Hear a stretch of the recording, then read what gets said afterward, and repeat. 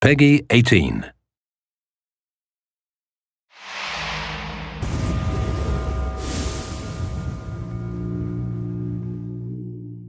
Oh, check these 4 puddles. Oh no. Oh shit.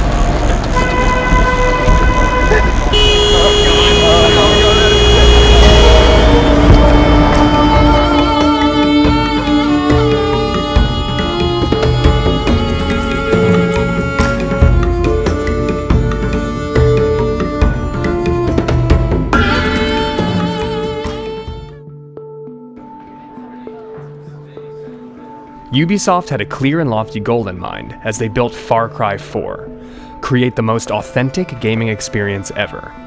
The dedicated developers in Montreal were step 1.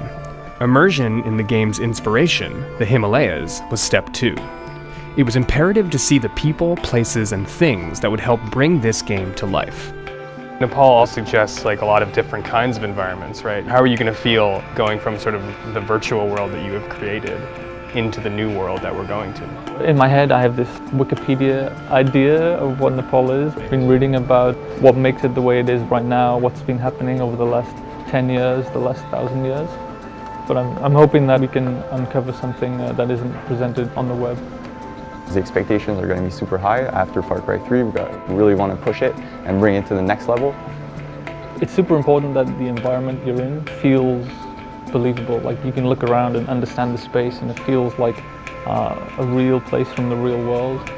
So being able to go to some of those locations is super interesting, super useful, just to see how the ground crunches under your feet and just the tiny little textures like that. And we can try and bring that extra level of authenticity to it.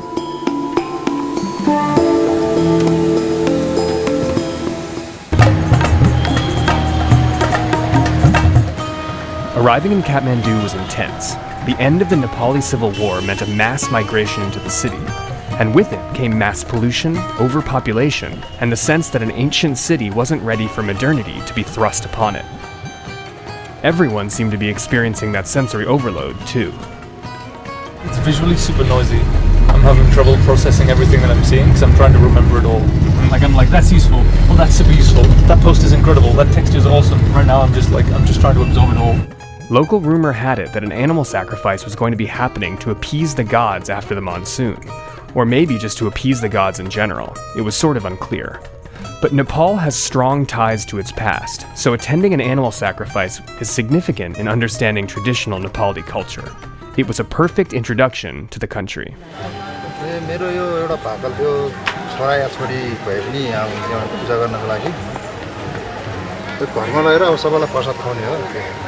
So we've made it to Dakshina Kali Temple, where the goddess Kali asks for blood sacrifice from her devotees. That face is the face only a Kali could love.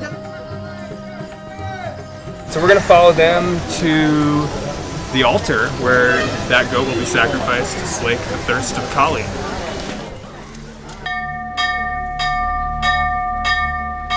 It was certainly a normal cultural moment, but for a second, everything got pretty quiet.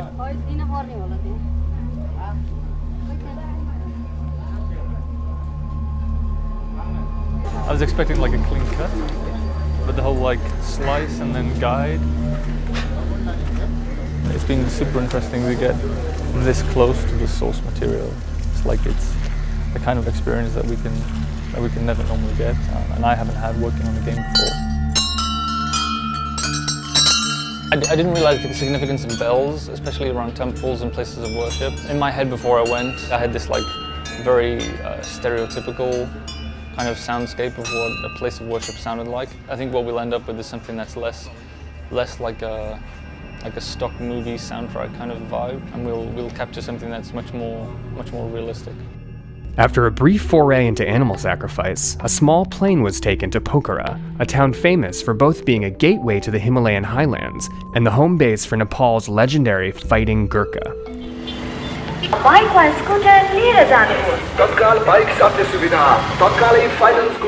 The legend of the Gurkha inspired the warriors created in the game.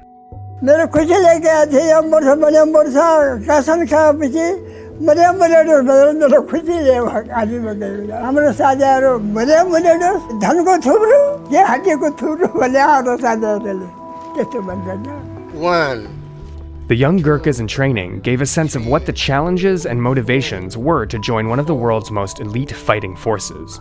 They were established by the British Empire in the mid-19th century and have fought alongside British special forces ever since.